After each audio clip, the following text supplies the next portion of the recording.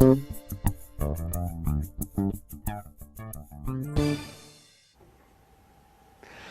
welcome to Growth Hacks, where you're about to discover the 12 strategies for doubling your profits right now. Growth Hacks consists of three main elements. First are the 4 one-hour segments you're about to watch and listen to.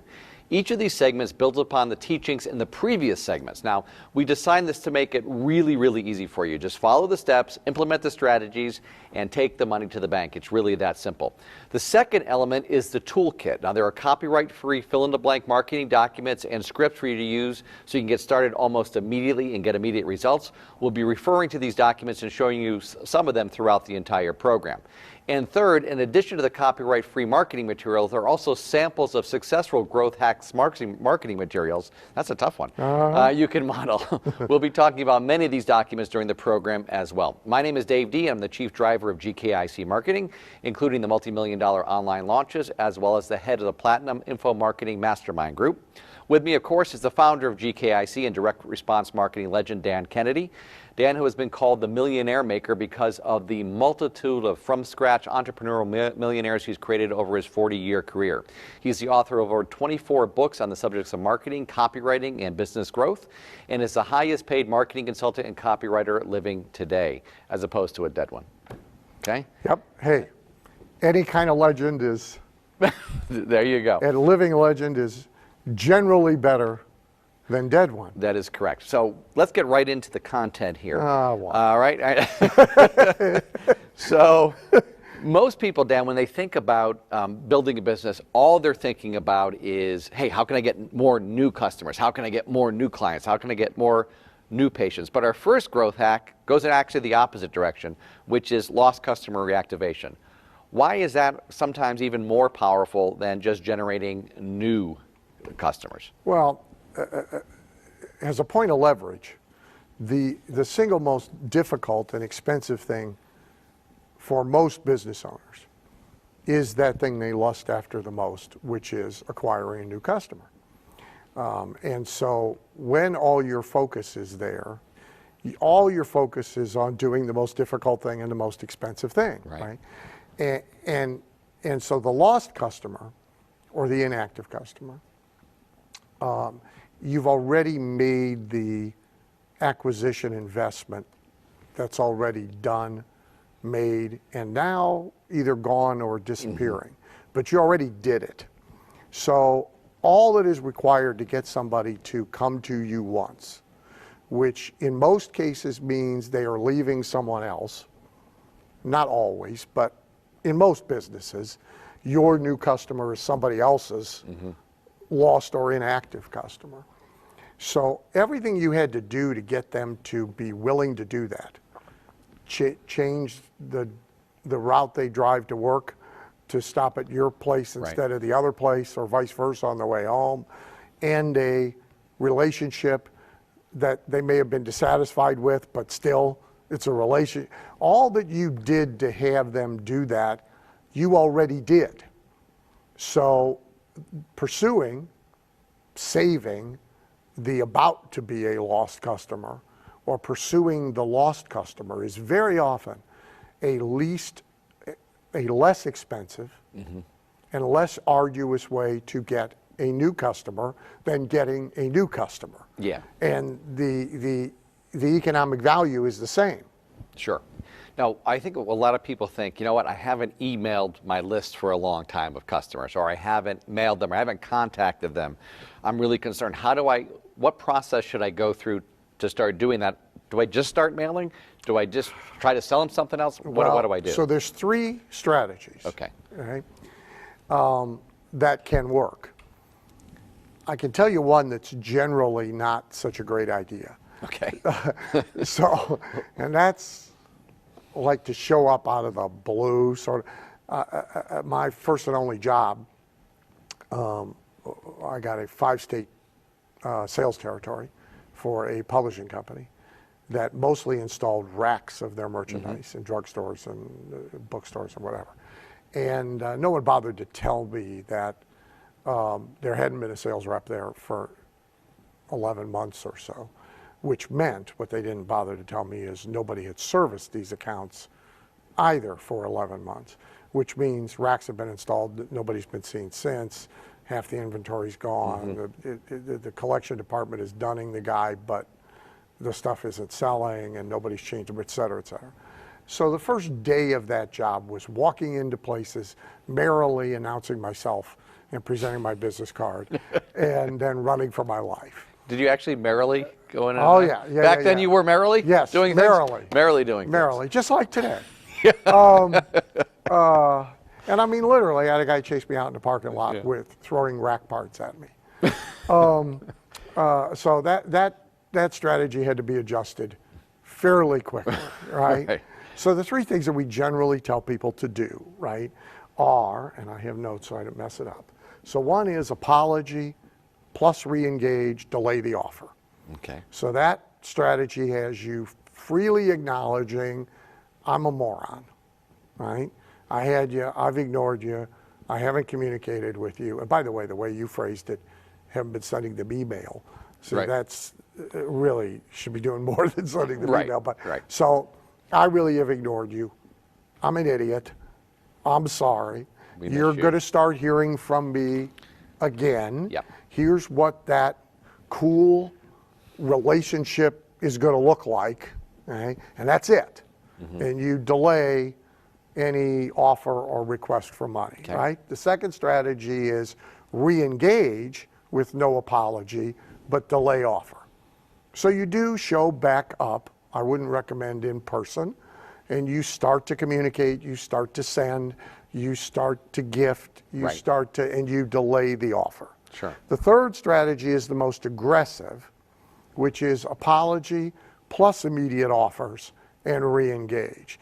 Now, the trick to that, if you're going to do it, is that the immediate offer has to be like really, really, really generous. Right. I mean, like a brain dead, it has to irresistible. Be, it has use, to be yeah. a huge Right. offer. Sure. Otherwise, it will be resented. Sure. Because, he's just coming back to pitch me again. Yeah. Right. Now, I the got- advantage of doing any of this, by the way, is that hardly anybody does it. So big companies are completely inept and feckless at it. So they don't make any attempt at all. Okay? And so, I went from flying commercial, has a platinum, et cetera, level flyer on 3 or 4 airlines. When I stopped flying, I was a million miler at Delta.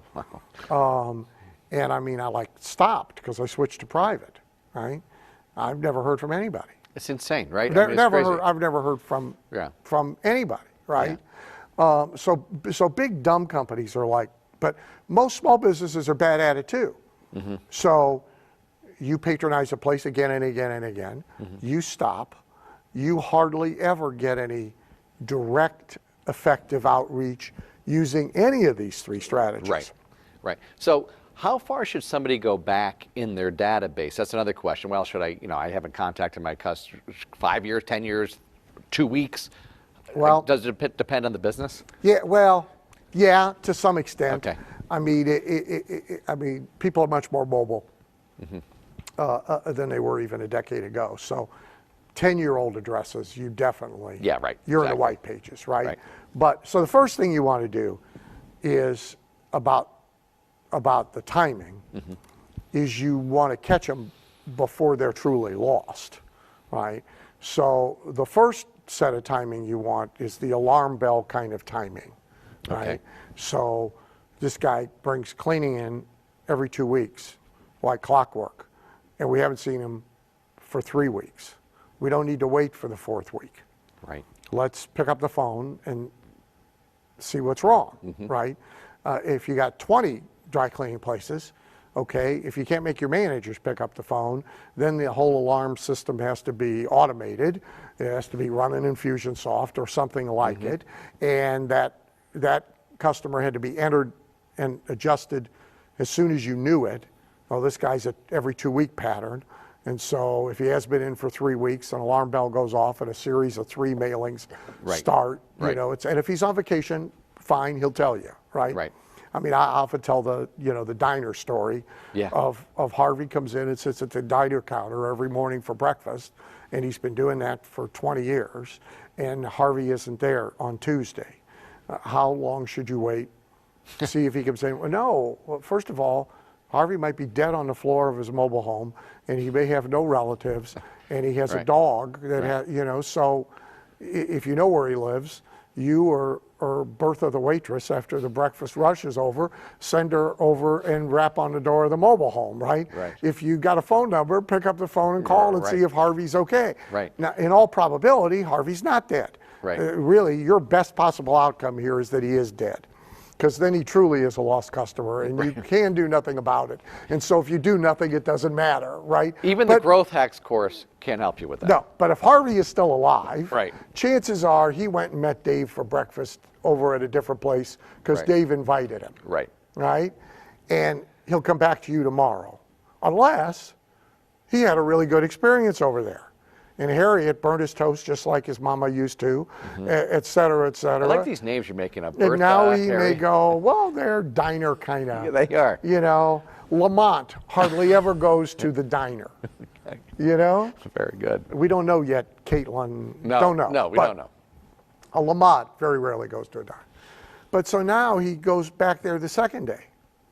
If he goes back there the third day, you're El Scrudo.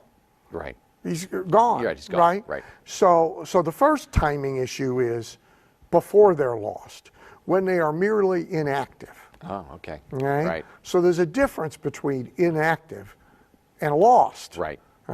So the first thing is inactive. Then 6 months, 8 months, 10 months, 12 months. But the real answer to your question is also, if you got them from 3 years ago, do something cheap with a big free something just to cleanse the list. But better to get something out of it than nothing out of it. Yeah, absolutely. Absolutely. We actually did a campaign at GKIC based upon this principle, the Lost Customer Activation Campaign. Let me just read you the numbers that we got here, the results, because they were really tremendous. So we mailed thousands of our lost members, and we're going to show you the piece in just a second, which is also in the kit. So we mailed thousands of lost members. We were hoping for a 0.5% response. Like, say if we got a 0.5%, 1% would be really great, and which was Can I stop you there? Yeah. Okay.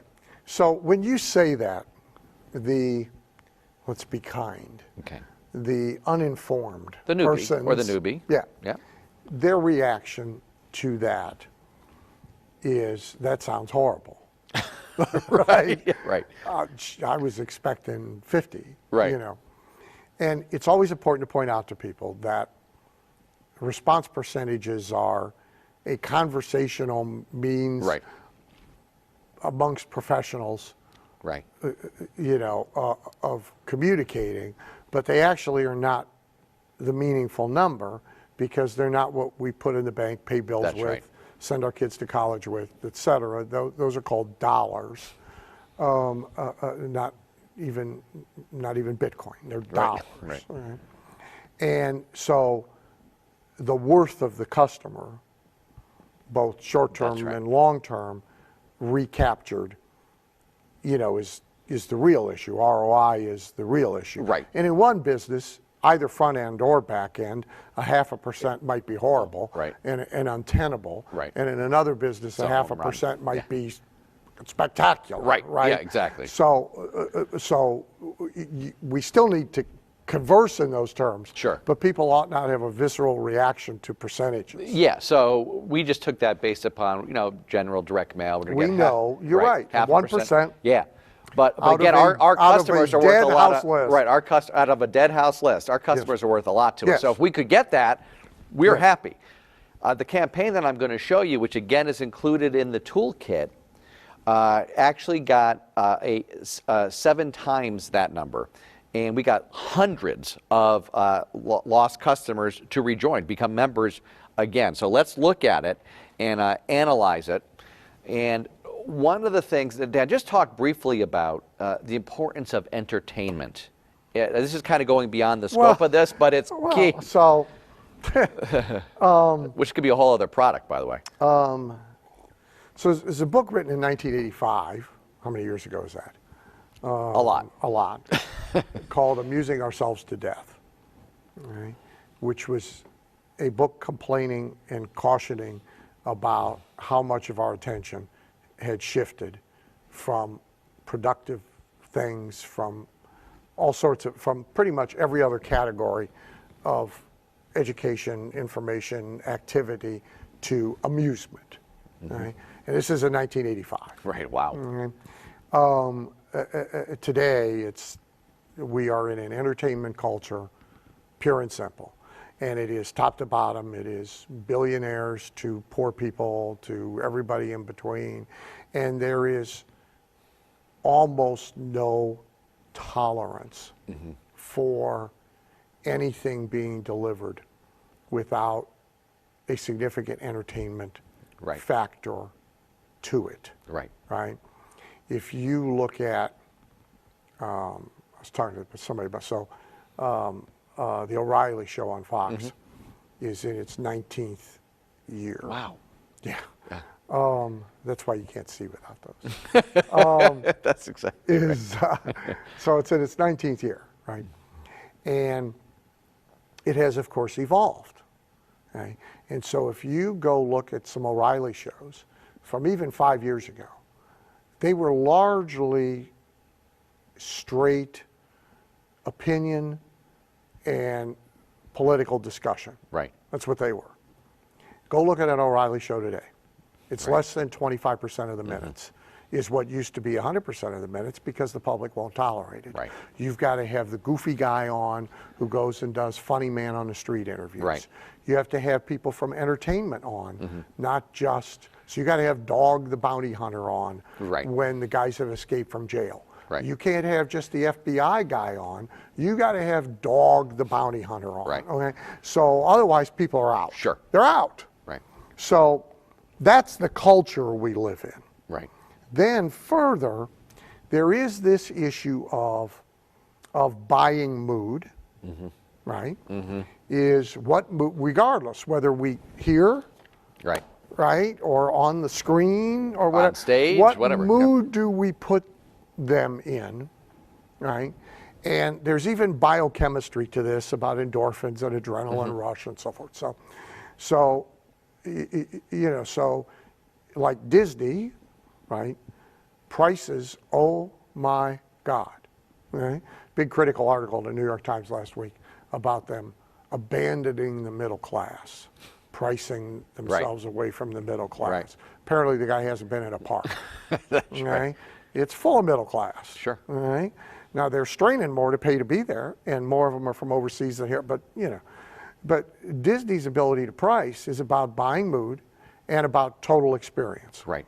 So, what mood you put them in, and what the total experience is, right? So even narrowing it back to direct mail now, is the experience visually interesting? Is it tactile? Right. Is it? Right. Is there a scratch and sniff? Is there a, is there stuff that falls out all over the place, or is there one thing? So the total experience matters. Absolutely. Right? And it damn well better be entertaining. Sure. Not necessarily comedic. No, that's exactly right. That's exactly right. Not to the point that we know the comedy. Right.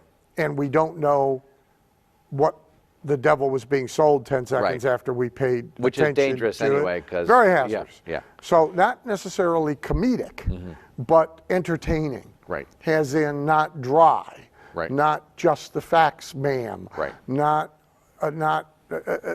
corporate institutional. What you get from Prudential Insurance telling you they've changed the privacy policy and found 6 new ways not to pay you on your claims. Please read these 18 pages in 6-point invisible in gray type. Right. Not that. Right. Exactly. So let's look at this because it really incorporates all of the elements. And so that's exactly what I wanted to do when I came up with the concept for this piece. So let's look at this. I should be using this camera, guys. You can just answer. Yes. Okay, perfect.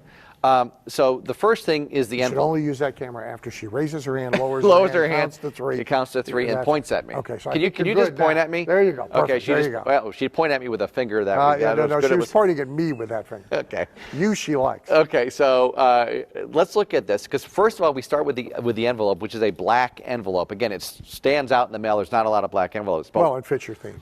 and it fits the theme, which is The Godfather. Okay, so the whole theme was The Godfather. So we came up with, all right, what can we do that's cool? Well, we're going to make you an offer you can't refuse. That was the concept of this.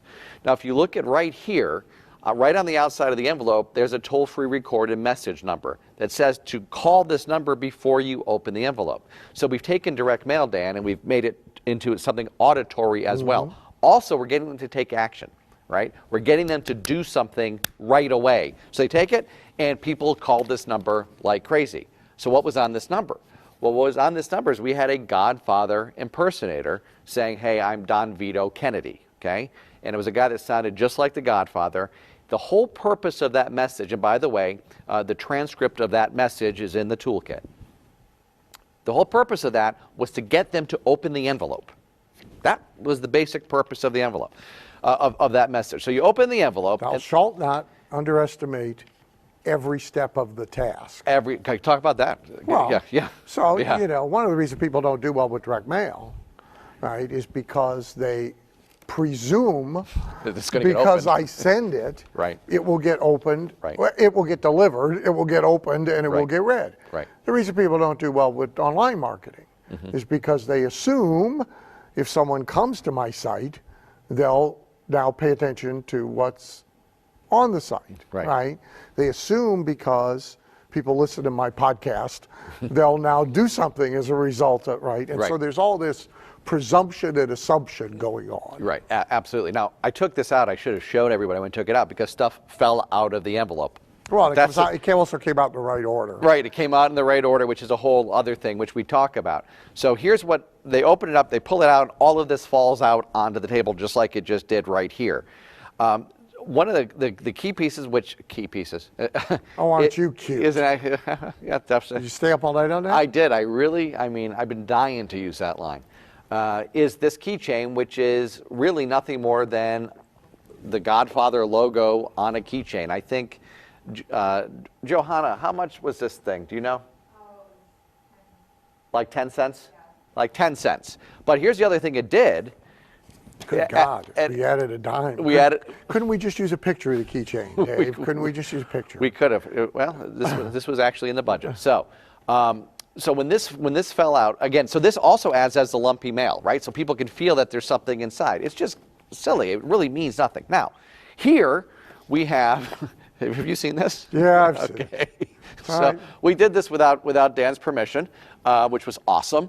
Is a picture of Dan dressed up like Don Vito Kennedy. Now, if you go through this, and we don't have time to go through this, we do go through it in the actual toolkit. Every piece of language, our copywriter who wrote this did a great job. He used whacked. He used every single right piece of language in here. This is a long sales letter. Now, some people would say, well, someone's not going to read this long of a sales letter. They sure will, and which is, again, I don't even want to get into that argument. I mean, but this is a long sales letter to reactivate them. By the way, this is a sales letter to give them something for free. We're using this many pages to give them something for free. Dan, why would comment upon that? Because people think, well, you're giving away something for free. It's because it's free doesn't make it easy. Right. It's just that simple. Right. Right. And again, you are reactivating, you hope, someone who has, for one reason or another, lost interest, at best lost interest in you, at worst came to a point they disliked you, or didn't feel they were getting any value from you, or they're somewhere in between those two extremes. And so it's not like they're just sort of waiting Right. Oh, I hope for GKIC I hope they says. send me a free offer. Right. You know, that's not Right. the state of mind. Right. So there is a sale to be made regardless of whether there is a monetary exchange immediately occurring with it. Right, exactly. Now, enclosed also is an envelope inside the envelope, which I don't see done a lot. anymore, but it's a great strategy. Open this only if you've made a very unwise decision to take us up on this offer. All right. So Dan, what exactly is this called? Because this is such a powerful read piece. this Yeah. only if you've decided Right. not to buy. But it's in a right? separate envelope, Yeah. or it could be folded over. Works great, and it acts as a separate sales piece. So when you open this one up, The most common online version of this has long been the exit pop-up. the exit pop-up. Which there's new versions of that now. Absolutely. But it exists. Yeah. So again, it's the same. It's the same basic thing. So when you open this up, and by the way, this is put in here, hopefully in the correct way. Let's see. It is. Okay. So again, let's just give people, people open it up from the back. 75% of all people open envelopes From with the back facing right. them. Okay. The so flap. When you take this out, there's a picture of a horse's head. Okay. Right from the Godfather theme. And what this does is it remakes the pitch, all right, in a more personal, but still keeping with the theme way. So again, this campaign crushed it for us. I mean, we just really did magnificent with it. This is part of, this is in your kit. Okay, so Now, back to the earliest point, just so everybody gets it. So, why chase old versus wake up every morning thinking about new, right? So, if that pulled 7%, right? So, if you mailed 1,000, right, you got 70, right? So, what do you think it costs to run the campaign to 1,000 people? Johanna, what does it cost to run the campaign to 1,000 people? Do you know that number? And we're just talking postage. Yeah. I would end with that one, I call it closer to like $1. Yeah, let's say 2. Okay, let's say it's $2, right? So let's say we spent $2,000. Right. Right, and we got 70. Right. So $2,000 divided by 70. Who's good at math? Johanna. $2,000 divided by 70, real quick. Well, the jewel. If I had a pen, we for got God's the. Huh? 28? Okay. Sure. 28. Wow. Okay. Jeez. So 28.5. customer acquisition cost, because we just acquired a customer. The fact that we had them once and lost them, we just acquired a customer for $28. Right. Right? If we go acquire a customer cold, what does it cost us? Now, we're not going to disclose that number, but it is Significantly. at least 20 times that amount. That is correct. Right? That is correct. So that's the reason Right. to do this. Right. And again, remember, this is all about growth hacks, things that you can do bang right away and get results from. So you could take this campaign, modify, put it in the mail, and you're going to get results from it. Okay, so the first growth hack is lost customer reactivation. Now, in the toolkit, as I mentioned, we've given you the complete Godfather campaign, as well as we've taken another step, a fill-in-the-blank Godfather campaign. So we've really templatized this entire thing for you. For you to take and use. You literally can fill in the blank. So you just go and take it and use it. Now, we've also included another tamer, but still really highly effective lost customer reactivation campaign in your toolkit as well. Also, we use Facebook a lot for lost customer reactivation. We've been using that quite a bit, and it's quick, it's really cost effective, and it's something you can get started today. In fact, we're just, Dan, killing it with that. For example, 73% of the members we brought in through Facebook advertising have been lost customers. So 73% of the people we brought in. In the toolkit, we show you the exact campaigns that we use. We're not going to go over them here, how we did it and how you can adapt it to whatever industry that you're in. Okay, so let's move on, though, to growth hack number 2, which are one of my favorites, which is the cash flow surge campaigns. Now, I remember one of the original reasons that I bought Magnetic Marketing was from one thing that you said on stage at a Peter Lowe Success event at the Omni in Atlanta. You talked about how in the original Magnetic Marketing, there was a cash flow surge campaign that brought in, I forget what the number was. I forget what the number was. Doesn't matter. It was a big number. And honestly, I needed a cash flow surge influx in a big bad kind of way. Well, that's why that was included in the presentation, because there's a lot of people sitting out there that's exactly who right. need a cash flow surge. Okay. Yeah, there's Don Berliner's letters for his art gallery is what that was. That's exactly right. And what we've done is we've taken it and we've reprinted it, and it's back in this, and we've also templatized it as well, Cool. so someone can take and model it. And by the way, one of the things people say, I just want to address this right away, then Well, I'm not in the art gallery business. hopefully, Is that well, I'm where you not were in the going? art gallery business. I used it for damn magic shows, all right, when I was a magician. So if I can use it for magicians, right, and all of these growth hacks work for whatever business that you're in. It doesn't make any difference. That's the beauty of this system. So let's talk about the key elements that go into a cash flow surge campaign. So there's a list. Okay. Okay. Right. Well, Yeah. seriously, you got to have somebody to direct it to. And it's better if you have full contact information, so you're not limited to doing it online, and you can do That's right. online and offline. Right. Okay. If you only have one or the other, Right. then that's what Right. you got to do. Well, that's what we're doing at GKIC with But- Facebook and direct mail. Absolutely. Yeah. But you've got to have a list Yeah. that you are going to direct it at. And that could be your best customers. It could be your lost customers. It could be the 5-house rule, going and compiling a list of the 5 neighbors around every customer you've got, but you got to have a list. Right. All right. Secondly, you need an irresistible offer. Yes. All right. They've got, this is no place to be either vanilla or cheap or timid, because surge, you want a crap load of people coming in the door, all right? And your theory has to be they will spend more once they're through the door, whether that door is actually physical or it's a door online, an e-commerce door or whatever. right. So most of these involve multiple irresistible offers. The first tier is something free just for showing up. Right. Come in this weekend, everybody gets a free umbrella. Free Or tie, come in, free- or whatever. Okay, so there's something free just for showing up, or just for raising your hand. Okay, and then there's another irresistible offer, maybe more than one, of buy this, get this, rent this, get this, etc. So there's irresistible offers. Third, there has to be a reason why.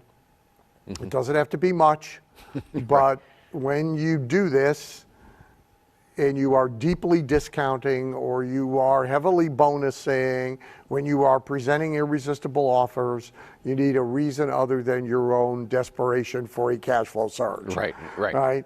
And then last, there has to be urgency.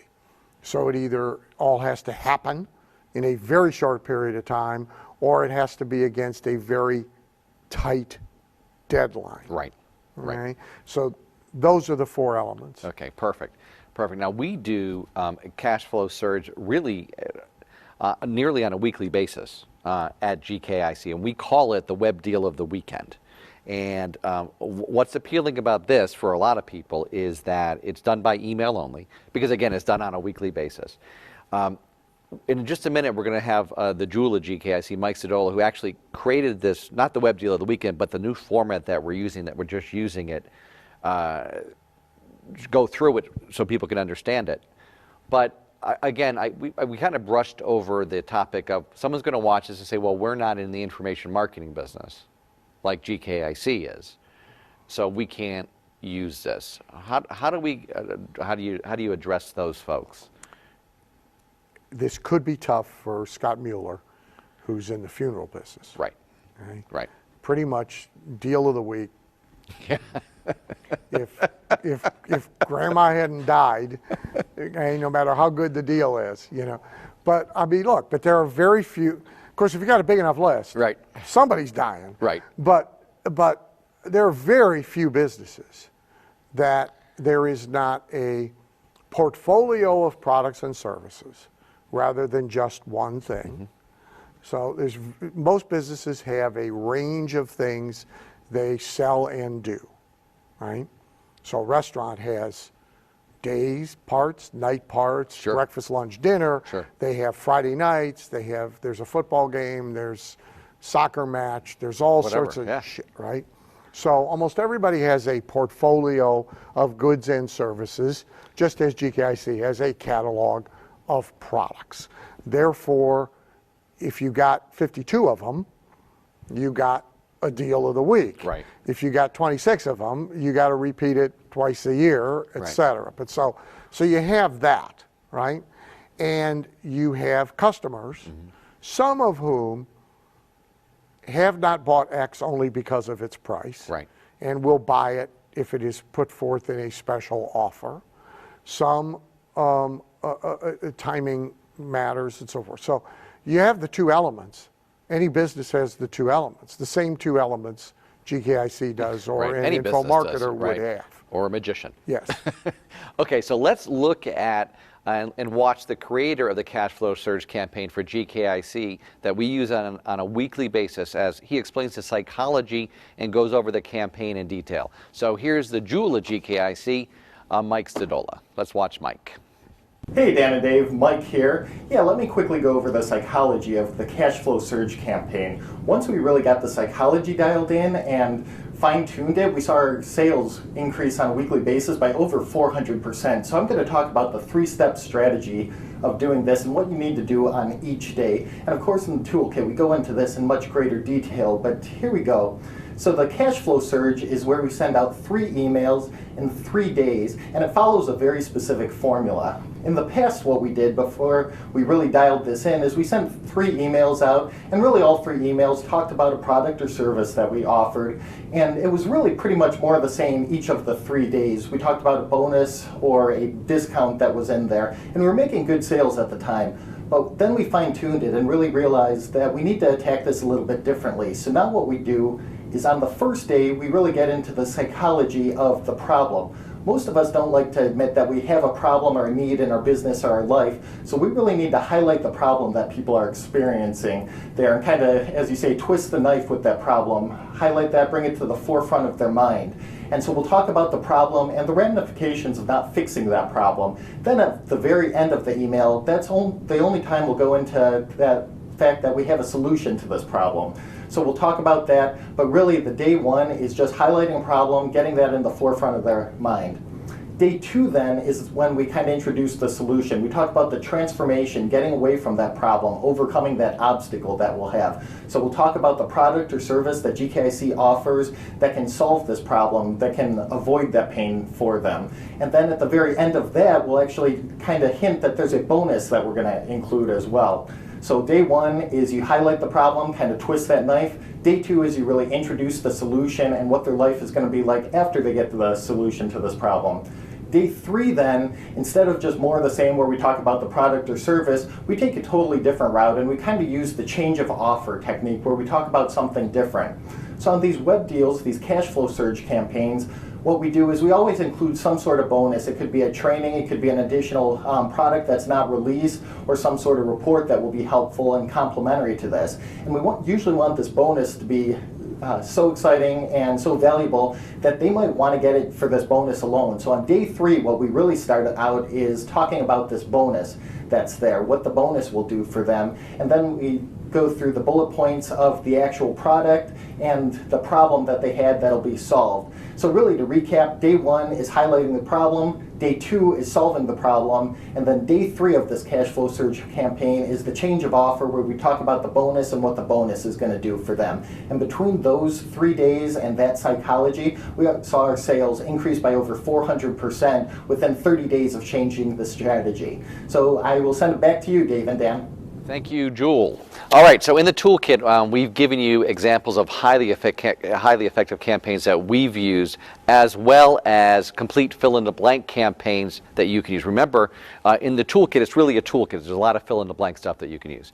We've also taken that cash flow surge letter we talked about earlier and turned that into a template as well as including the original.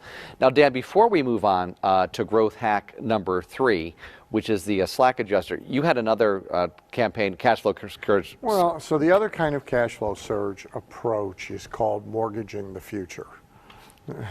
This is the Gary Halbert. Well, Halbert it is, yeah. you know, it is take in money for which there is greater obligation on its back end, which you hope that you will be able to diffuse by additional purchases by those same people. I wasn't going to talk about Halbert, but you know, that was Halbert's theory about selling the lifetime subscription. Right. Is you can feel perfectly free to take that money and go blow it on wine, women, and song, even though you have to deliver the newsletter for the rest of either your life or their life. Right. Because keeping them as a lifetime subscriber, they will spend so much more money, it doesn't matter. Right. Okay? This is theoretically true, but it also explains why Halbert was broke a lot. That's right. Because when you buy depreciating assets, Right. et cetera. But, so the example I was going to give is fairly recent, actually. It was sent Okay. to me by a member. So, and I got notes so I don't screw it up. So this is a fairly high-end restaurant, and every year they work their big home and garden show, that comes to their town. So they have a fairly big booth. They do cooking demos there. They promote their restaurant and so forth, okay?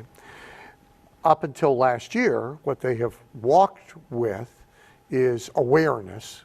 Oh, we made a ton of people in town aware that we exist and what we do. Right. And some half-ass list building. Okay. Like Right. if you want to be on our email list, Give us your thing, right, and right. put it in a goldfish bowl, Right. and that's all they got.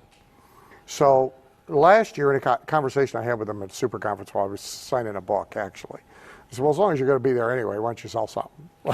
Yeah. Well, what can we sell? We're a Right. restaurant, right? We can sell a coupon book. Right. I mean, that's, it's as old as the hills, Right. right? So I went over in a corner, I sketched him a one-page order form, $500 of vouchers for $99. Okay. All right?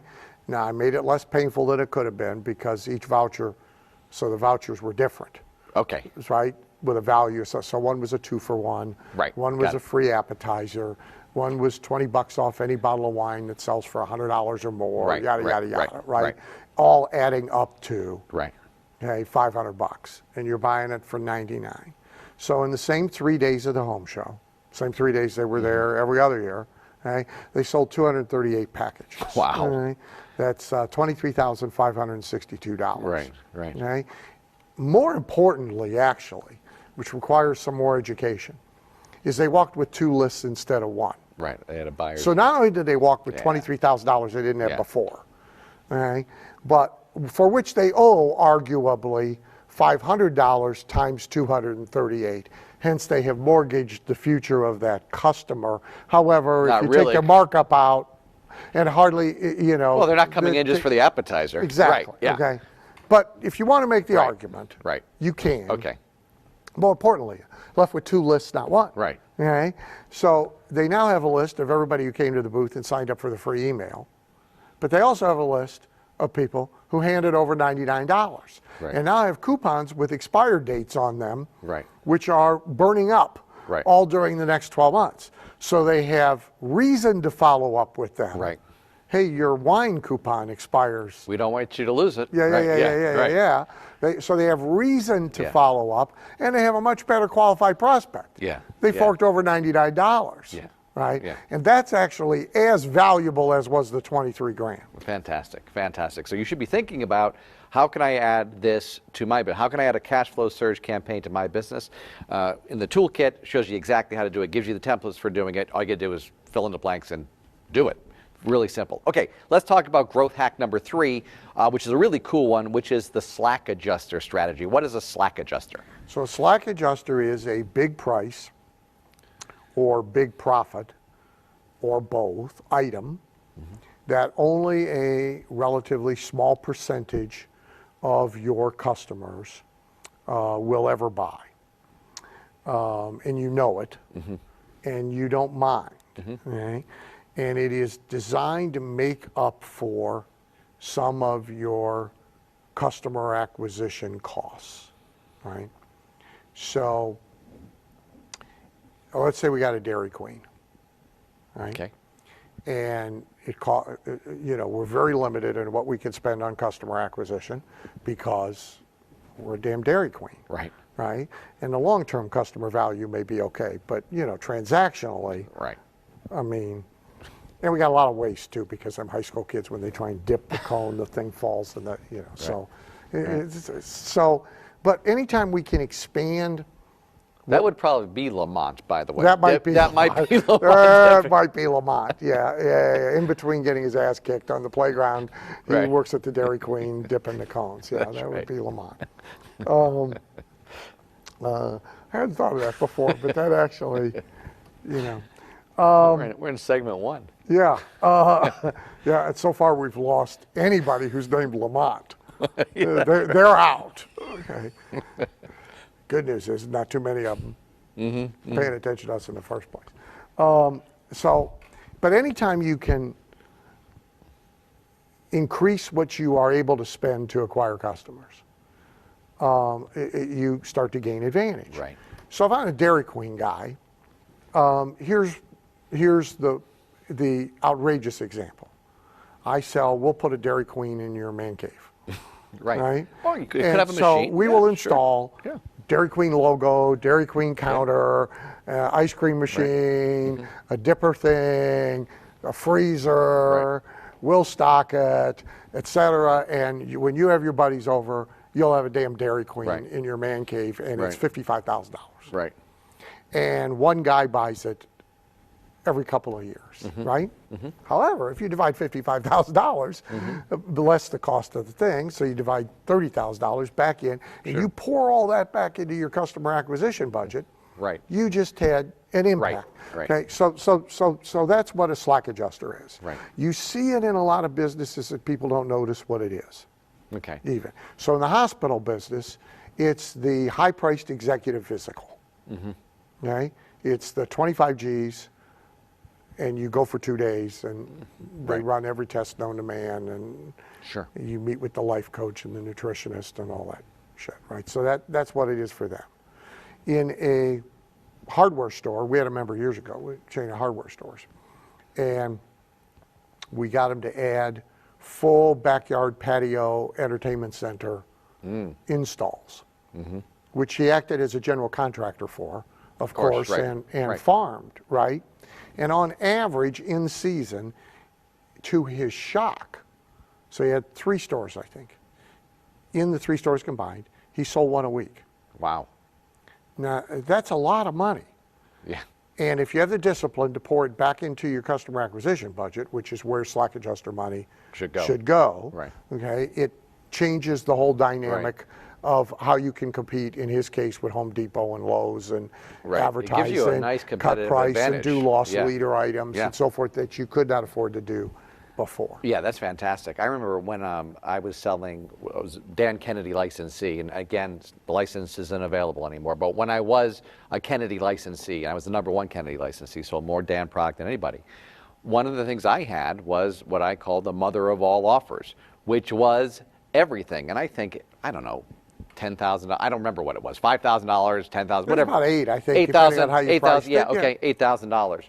Well, I'd sell one of those, at least one of those, every other week. Somebody would come and just buy the whole thing without me having to do anything. Yeah, typically, they would buy something and then they'd come back. Then they come back and buy the entire thing. But I would at least, maybe it was even one of, maybe, it doesn't matter. They bought it a lot. The other person who I see, and there's a lot of people that do this in information marketing, but we were talking about him a couple weeks ago, Dean Duval. So at the end of all of Dean's high-priced courses, he had a pitch for a $100,000, I'll do everything that I just taught you for you, basically. And I don't know how many people took him up on that, but you don't need a lot at 100,000. A few a year. He would do a few a year, huh? Wow. A few a year. Wow. Brilliant, brilliant, brilliant. All right. So we talked about the different types of businesses that can use slack adjusters. Now, people will often think, well, wait a minute, I don't know how I can do it. How do I do this? So in the toolkit, what we've done for you is we've created what we're calling a slack adjuster brainstorming action planner.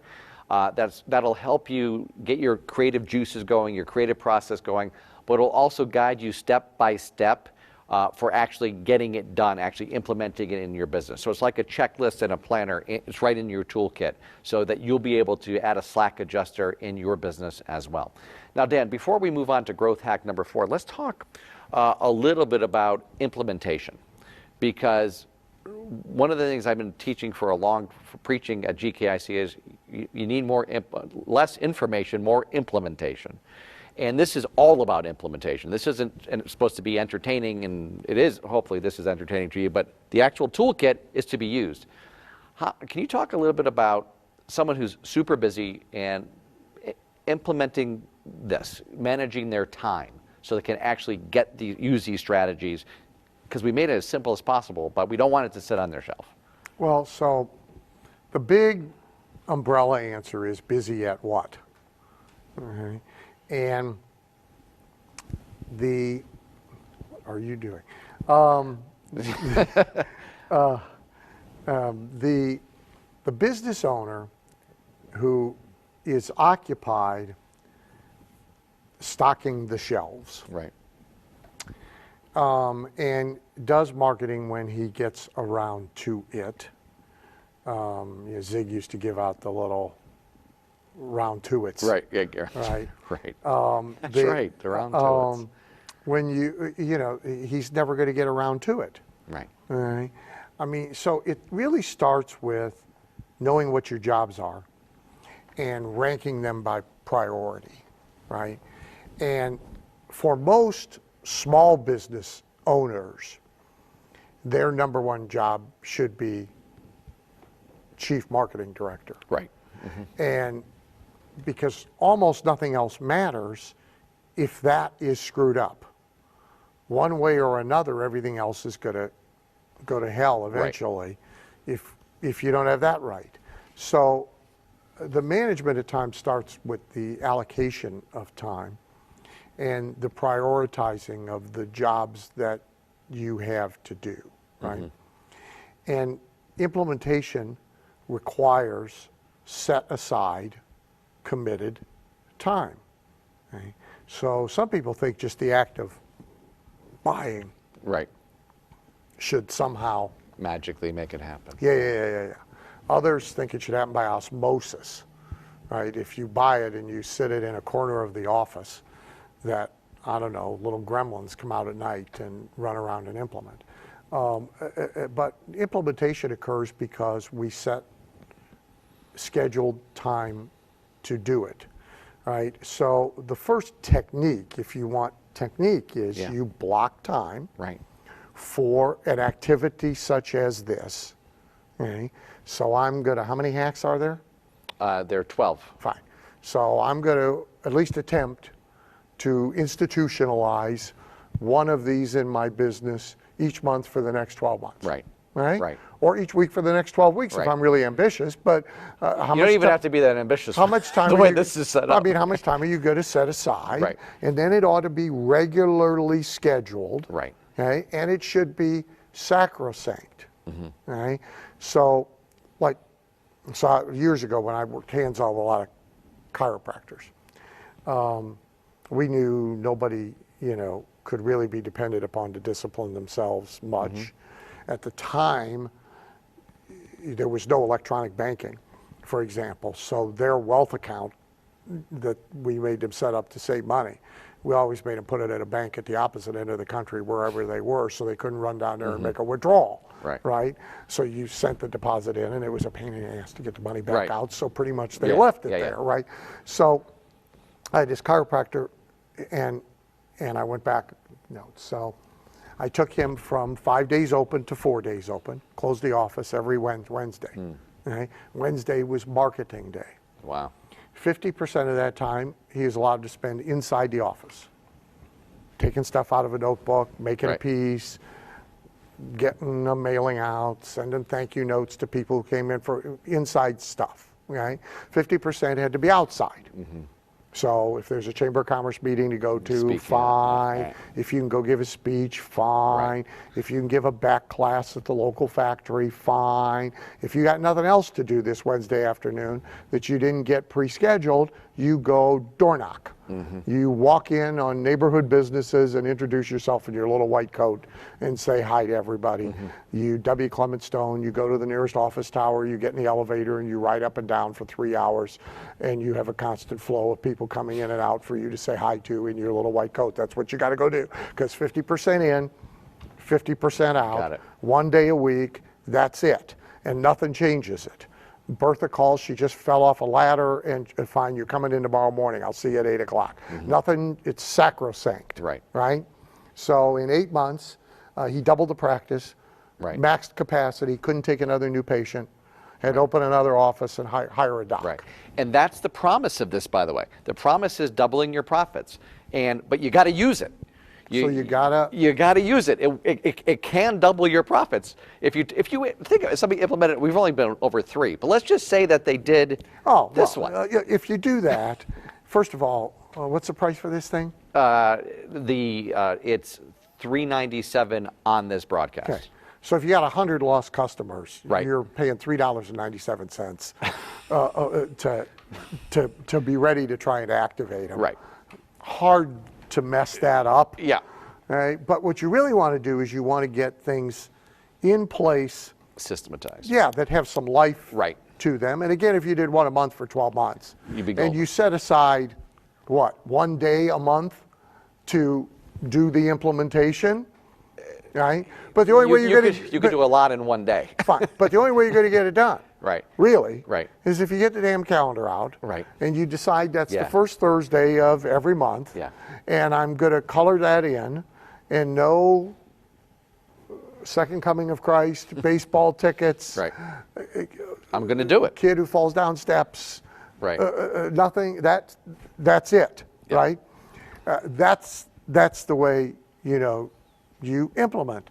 The other thing I would say that is very important, I've always been tempted just to do a whole book on this, right, is determine who is friend or foe and get rid of the foes quickly, efficiently, and ruthlessly. So, other than yourself, because we're all our own. Foes, yeah. But you really don't want to shoot yourself. You can't fire yourself. Right, right. But other than that, so you got people, so you got employees, staff members, associates, whatever. And if they are in any way uncooperative, uncompliant, unenthusiastic, arguing with implementation, they got to go. There's a Right. lot of people out there. Right. They're replaceable. Right. There's a ton of them. Right. Okay? Vendors, et cetera. Habits, your own, right? Devices in your way. So you got to determine what's an ally in all of this and what's an enemy in all of this, and you got to be fairly brutal about how you deal with the enemies. Absolutely. If you really want to get good at implementation, Right. that's it. That's what you need to do. So we're up against the clock for this first segment. So far, you've learned in the first 3 growth hacks: lost customer activation, campaigns, flow surge campaigns, and the slack adjuster. Next, we'll be covering the magic of upselling and cross-selling, the F3 response multiplier, and growth hack, and then one that might just be Dan's favorite. We'll find out if it's his favorite.